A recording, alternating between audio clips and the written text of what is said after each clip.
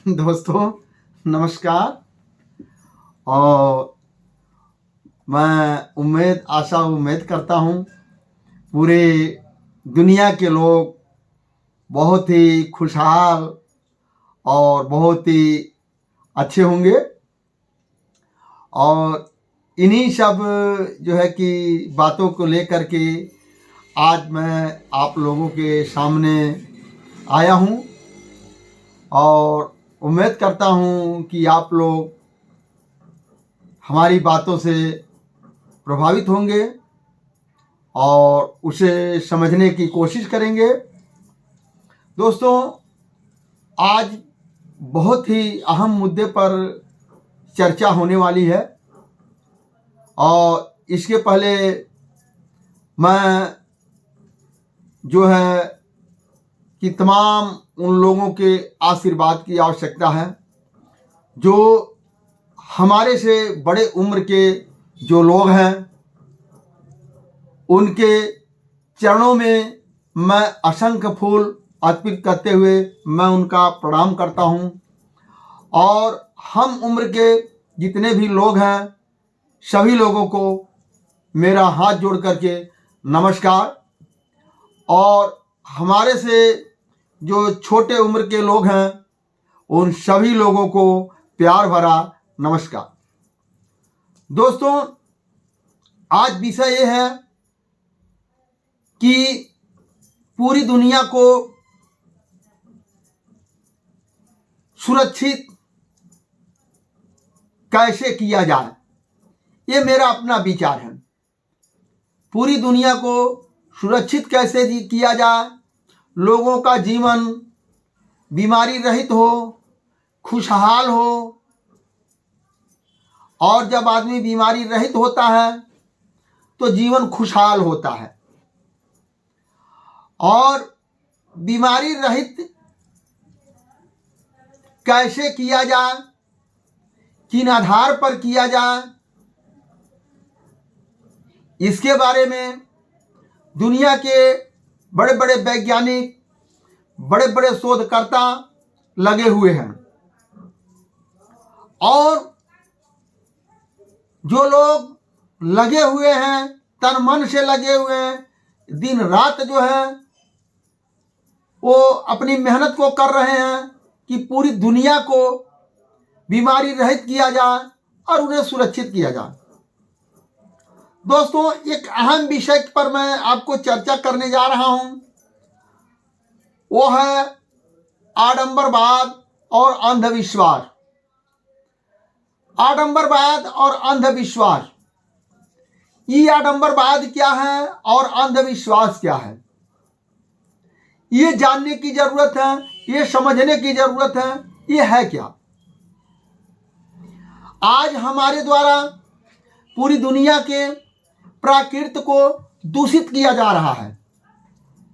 गाड़ियों के धुआं, बड़ी बड़ी चिमनियों के धुआं, शहरों की तमाम गंदगी ले जाकर एक जगह फेंक देना, उसमें आग लगाना और वह सड़ता है और सड़ने की वजह से उसमें से तमाम दूषित बदबू निकलती है, जिसे आम पब्लिक को या आम जीव को, यहाँ तक कि पेड़ पौधे को, नदियां को, चराचर जीव को हानि पहुंचा रही है। तो दोस्तों, जो चराचर जीव को जो हानि पहुंचा रही है, इसके लिए कुछ हमें और आपको सावधान होने की जरूरत है। जैसे जिस देश में, जिस राज्य में, जिस घर में, जिस परिवार में आबादी की संख्या जितना ज्यादा होती है, वह परिवार, वह गांव, वह शहर, वह देश, वह राज्य हमेशा परेशान रहता है। क्योंकि आबादी जहां ज्यादा होगी, वहां वो ज्यादा गंदगी होगी, वहां ज्यादा प्रदूषण फैलेगा, और ज्यादा प्रदूषण फैलेगा तो वहां ज्यादा से ज्यादा बीमारियां होगी। तो पहली बात मैं कहता पूरी दुनिया से आह्वान करना चाहता हूं कि आप अपनी आबादी को कंट्रोल करें। पूरी दुनिया को हमको सुरक्षित रखना है। अब पूरी दुनिया को सुरक्षित रखना है तो यही एक विकल्प है, हम आबादी को कंट्रोल करें, पेड़ पौधे को लगाएं, जिसे पेड़ पौधे से शुद्ध हवा मिलती है, शुद्ध वातावरण होता है।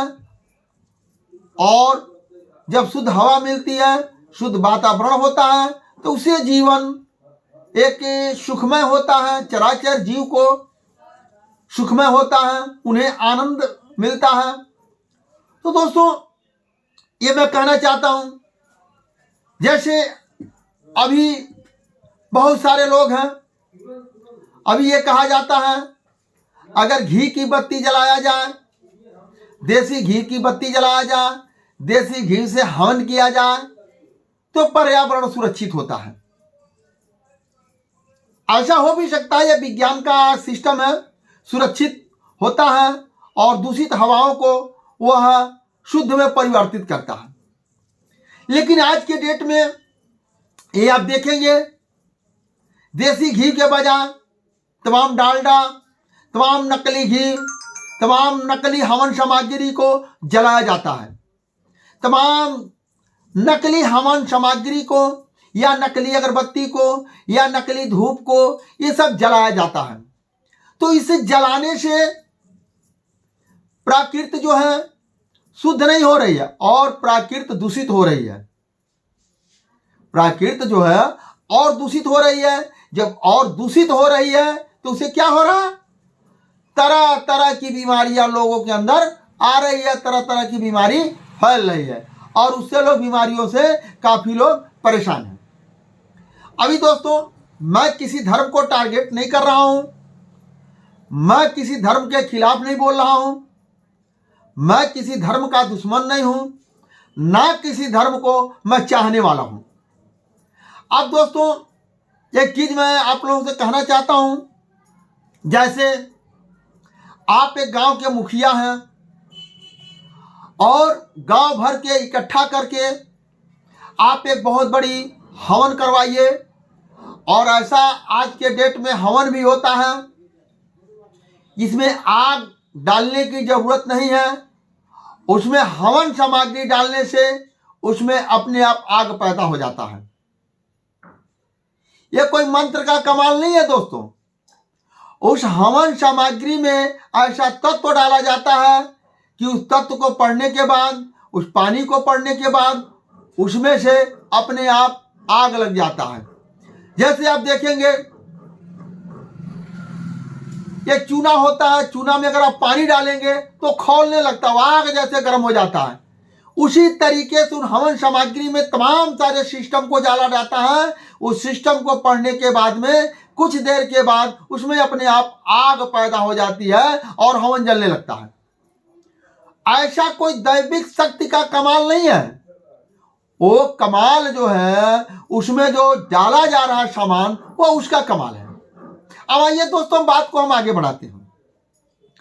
आपने हवन करवाया, यज्ञ करवाया, आप गांव के मुखिया हैं, उस हवन करवाने के लिए मेन रोल आपने निभाया और बहुत अच्छी बात है, गांव समाज को इकट्ठा करके आपने बहुत बड़ी हवन को कराया।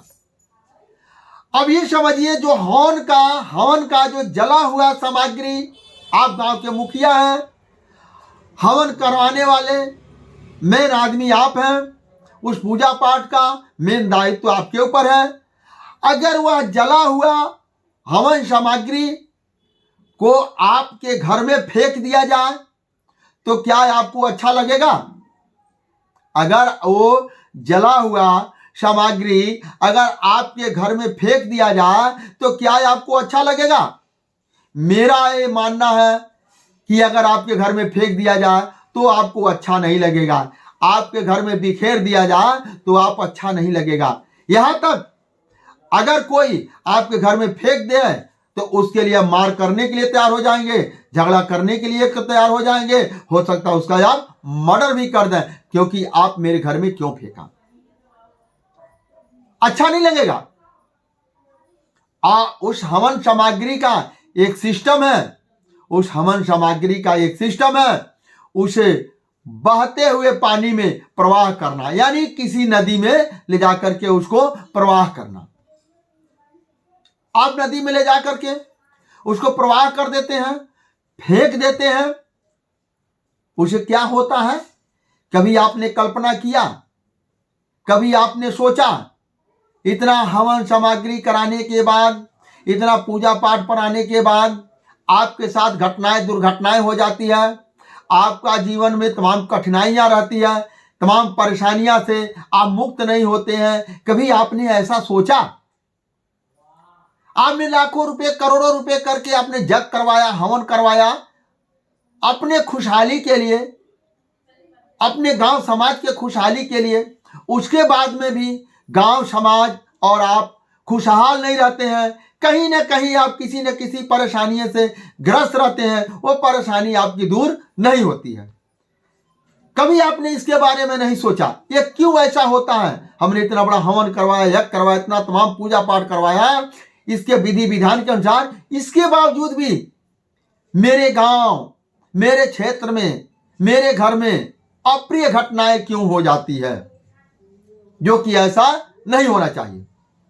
तो दोस्तों, अगली कड़ी में आपको बताना चाह रहा हूं, जो आप बहते हुए पानी में प्रवाह कर देते हैं, जो हवन सामग्री, जहां पर आप हवन सामग्री प्रवाह करते हैं, क्या कभी आपने सोचा, इंसानियत की भाषा में सोचा, मानवता की भाषा में सोचा?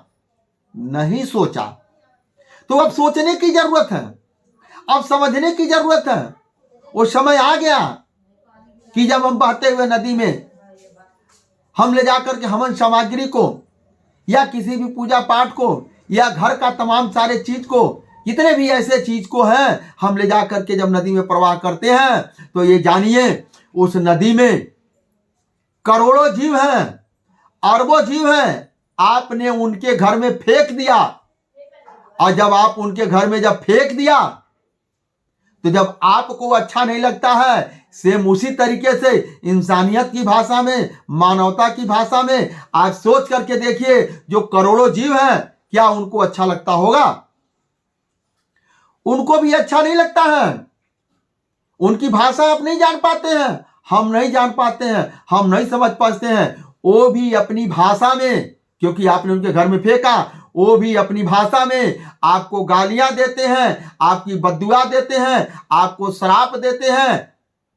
आए दिन आपको, जैसे आप नहीं भूलते हैं, अपने दुश्मन को नहीं भूलते हैं, अपना जो आपके घर में जो फेंक गया उसको नहीं भूलते हैं, कई कई सालों तक जब भी याद आता है आप गालियां देते हैं, आप बद्दुआ देते हैं। सेम उसी तरीके से जो आप बहते हुए पानी में प्रवाह किया है, करोड़ों जीव हैं, जब जब उनको याद आता है, वो भी आपको गालियां देते हैं, आपको बद्दुआ देते हैं, आपको श्राप देते हैं। जब ये सोचो, आपको करोड़ों जीव आपको गालियां देते हैं, बद्दुआ देते हैं, श्राप देते हैं, तो आपका जीवन कैसे धन्य होगा? जरा इंसानियत की भाषा में सोच के देखिए। ये इंसान का कर्तव्य है कि आपके द्वारा, मानवता का कर्तव्य है कि आपके द्वारा किसी जीव को कभी भी कोई हानि न पहुंचे। ये आपका कर्तव्य है, ये मानवता का कर्तव्य है, ये इंसानवादी का कर्तव्य है। और ऐसा अगर आप नहीं निभाते हैं, ऐसे आप नहीं करते हैं, तो लाख हवन यज्ञ, लाख पूजा पाठ, किसी भी धर्म में चले जाइए, किसी भी धर्म के अनुसार तमाम सारे आप सिस्टम में चले जाइए, लेकिन आपके द्वारा उन करोड़ों जीव को आप हानि पहुंचाते हैं, तो करोड़ों जीव आपको बद्दुआ देता है, आपको गाली देता है और आपको सरापता है। जब करोड़ों जीव आपको बद्दुआ देगा, गाली देगा, सरापेगा, तो आप कभी भी सुखी नहीं रह सकते हैं। ये ऐसा मानवता की भाषा में जिस दिन आप सोचने लगेंगे, समझने लगेंगे, उस दिन आपको समझ में आ जाएगा। दोस्तों, अभी जैसे आप कहते हैं ना, हम देसी घी का हवन करते हैं तो पर्यावरण सुरक्षित होता है, लेकिन दोस्तों आज देसी घी नहीं है, आज वो देसी घी नहीं है जिसे आप हवन कर रहे हैं। और जो धुआं निकल रहा है, दूषित जो धुआं निकल रहा है, उस धुआं को करोड़ों जीव सांस ले रहा है, करोड़ों जीव के अंदर जा रहा है। जब करोड़ों जीव के अंदर वो धुआं जा रहा है, पेड़ पौधे के पास जा रहा है, तमाम जीवों के पास जा रहा है, उसे तमाम जीव सांस ले रहा है। तो जो तमाम जीव सांस ले रहा है, हम इंसान हैं, हमें एक बात दिमाग में आ गया, मेरे ब्रेन में आ गया, ये पूजा हो रहा है तो हम नहीं गाली देंगे। लेकिन जिसके दिमाग में आ गया है ये पूजा नहीं है, ये हवन जो है, ये पूजा हवन, ये धुआं, ये तमाम जीवों के लिए कि आने वाला कल बहुत बड़ा दूषित पहुंचा रहा है, वो सोच लो, वो आपको गाली देगा, आपको बद्दुआ देगा, अपनी भाषा में वो आपको हमेशा श्राप देगा। जैसे पेड़ पौधों को हानि पहुंचेगी, पेड़ पौधा भी आपको श्राप देगा, कीड़ा फतिंगा भी आपके धुआं करने से हानि पहुंचेगी, वो भी आपको श्राप देगा। तो दोस्तों, ये मैं कहना चाहता हूं कि अगर आपके पास इंसानियत है तो आपको किसी धर्म की आवश्यकता नहीं है। अगर आपको मानवतावादी है तो इससे भी बड़ा कोई दुनिया में कर्म नहीं है। तो हमें जो है मानवतावादी बनना पड़ेगा। जब मानवतावादी बन जाएंगे तो इससे बड़ा दुनिया में कोई कर्म नहीं है। इंसानियत आपके अंदर आ जाएगा, इससे बड़ा दुनिया में कोई धर्म नहीं है। जब आपके अंदर मानवतावादी, इंसानियतवादी आ जाती है तो आपको दोस्तों किसी धर्म की कोई आवश्यकता नहीं पड़ती है। आप इंसानियतवादी बनो, मानवतावादी बनो, आप तमाम सारे उस सिस्टम को समझो, अपने जैसा समझो कि करोड़ों जीवों के द्वारा जो पानी में रहते हैं, जो पृथ्वी पर रहते हैं, उनके द्वारा जो मुझे बद्दुआ और शराब और गाली उनका न मिले, इसके लिए अगर मेरे वीडियो से अगर आप लोग कुछ समझ में आया हो, मेरे विचारों से समझ में आया हो, तो आप लोग इसको ग्रहण करिए। इसको ग्रहण करके इस वीडियो को ज़्यादा से ज़्यादा लोगों को शेयर करिए। और आप समझिए, अगर आपको बुरा लगा होगा तो मैं आप लोगों से हाथ जोड़ करके क्षमा चाहता हूं और जो हमारी गलतियों को माफ़ करिएगा। दोस्तों, आज का बस शीर्षक यहीं तक है। दोस्तों, नमस्कार, धन्यवाद।